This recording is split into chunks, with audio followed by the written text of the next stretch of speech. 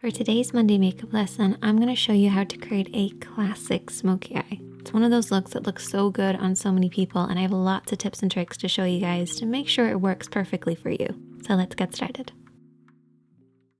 The first step to a perfect smoky eye is to make sure you're priming the lids, and you can use eyeshadow primer or concealer, but you really want to make sure you're completely covering the lid from the lash line up to the brows to create a blank canvas.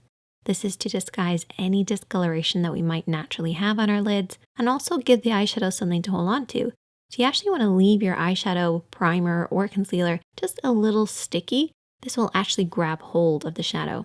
However, I do have a little trick to make sure you also get a good blend, so we'll get to that in a second.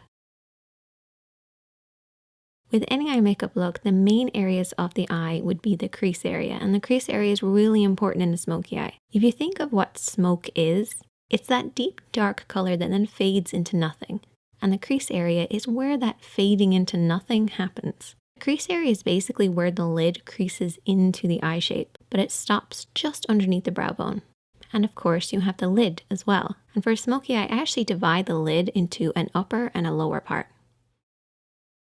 Now as far as eyeshadows go, I've created a little smoky palette for us, and you want to adapt this to work with your own skin tone.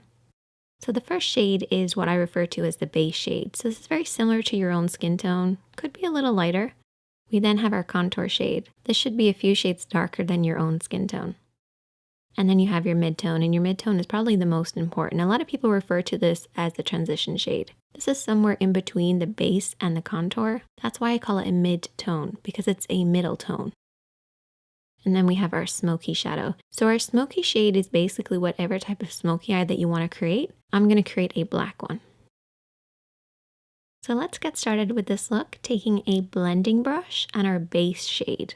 And this is my little trick to get that perfect blend. We're basically going to start at the crease of the eye and then work up underneath the brows. So you want to pack on this base shade to create a silky powdery effect, but avoid the lid. We want the lid to stay a little tacky from the concealer and the primer, but we want that crease to be really powdery, really easy to blend over. By applying that powder, we're basically going to create an easier, softer blend. Remember how I said concealer and primer gives the shadow something to hold on to? Well, this powdery base will make sure we have something to blend over, and that's how you get that perfect soft blend. Just make sure to avoid the lid, don't come down too far. Keep it from the crease right up to the brows. For the next step, we're going to keep with that same blending brush, and I haven't cleaned it off, and we're going to go in with our mid-tone, so our middle tone or our transition shade. And we're going to start over everything that we've already applied, but we're going to stop under the brow bone. So the first shadow went from the crease right up underneath the brows, avoiding the lid. And use this little diagram as a representation of what we're doing here. We're starting in this crease area and then softly blending upwards. If you're not sure where to stop and start your blend, you basically want to keep it in between these two parallel points. It looks really complicated, but it's basically using the edge of your eye, nose, and brow on one side and then creating a parallel line on the inner corner. If you blend outside the lines, don't worry because you can always clean up at the end. Just use this as a guide. Then we're going to take a clean blending brush, and I always keep a clean blending brush handy for every look, but in particular when you're doing a smoky eye. Go over everything that you've applied to soften out any harsh lines. No additional product needed, just soften out those lines. Now we're going to move on to applying the contour, and I need you guys to take a brush that's got a lot of control in it. So maybe a flat brush or a pencil brush or a brush like this, which is somewhere in between. It's one of my favorites. And picking up a little bit of that contour shade, which is one of the darker shades from this palette, we're going to apply this all over the lid area. So I want you guys to keep this just to the lid, bringing it up to where that mid-tone starts in the crease, but don't go beyond that point. Really focus on the roots of the lashes and softly blend this over and back, covering the lid. Try to avoid blending this up too high because that can ruin the look. You want to keep it nice and deep and low. So what we're going to end up with is a deep dark look right at the roots of the lashes that then fades upwards, fading into that mid-tone, into that crease, and up underneath the brows. Next, I want you to take a small flat brush, something that you have the most control over. And I want you to take your smoky shadow. So whatever smoky shadow that you're using, I'm using black. And there's two ways that you can apply this. You can bring your hand down onto the lash line, or you can come at it straight on. As you can see, my hand is pretty much at the level of my nose as I'm applying this. I'm applying it using the lash roots as my guide, and follow the natural shape of your lash line. If you have your hand too low at this point, you're going to blend that black up too far. And I don't want you guys to do that. So try to keep it at around the cheek level, or bring your hand over the top and press downwards onto the lash line. Either way, just imagine that you're creating a liner look. Just coat right by those lashes and really pack it on there. Get in between those lashes, right onto that lash line. It's really important.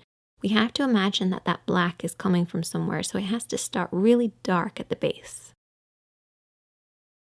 Now for shaping wise, I like to have it slightly thicker just in the center. It's almost like an oval shape. This will create that classic round shape that you get with a smoky eye. So it's slightly tapered on the inside and the outside, and highest in the middle. Before you go any further, what I want you to do is take your fingertip and really press on that pigment. Push it right at those lashes. No smudging, no blending, just pushing that on there. This will remove any fallout while also making sure we're really packing that pigment right at the roots of the lashes. Once you've done that, you can then take your small blending brush or a pencil brush and softly and lightly smudge this out. Watch for your hand placement here. What I want you guys to remember is that if your hand is low, your blend will be high. And that's good at the start because we want to bring that black from the root of the lashes upwards to about the halfway point of the lid. But if you keep your hand this low throughout the entire smudging process, you're going to end up pushing it up too high.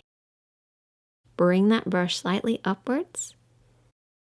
As you start to smudge, regain control over that brush and very softly sweep over and back. And this will prevent you from blending it up too high. You do not want it to surpass the lid and get into that crease area, depending on the look that you're doing, of course, but particularly for a classic smoky eye. Keeping it nice and low by the lashes is the best way to get that classic look. I usually split the lid into two sections, so I have a lower part and an upper part.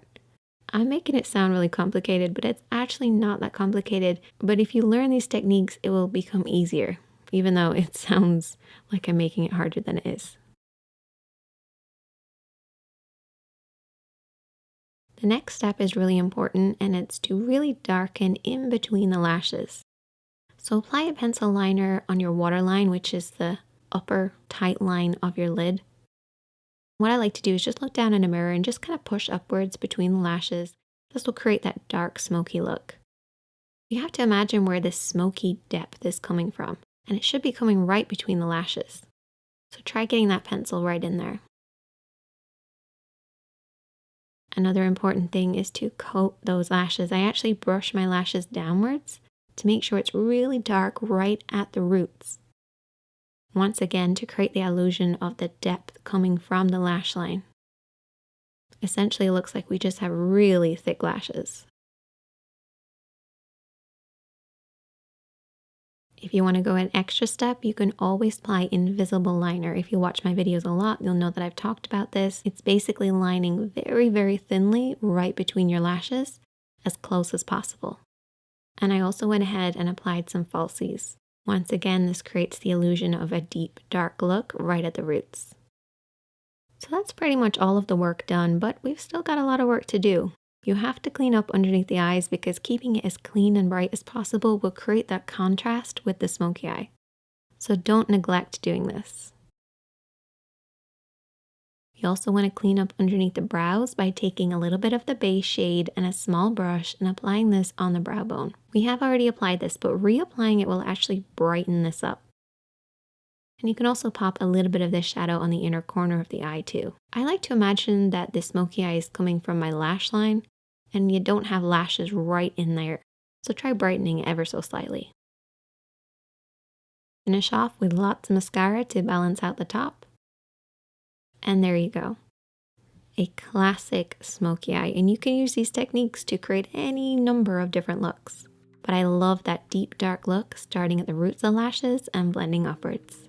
If you try out this look, I would love to hear from you guys. You can also send me a picture, and if you have any problems, I'm always here to help, so just leave a comment and I'll try and get back to you. Check out the other videos on the screen, hit that like button if you learned something, hit that subscribe button if you're new, and I'll see you guys in the next one.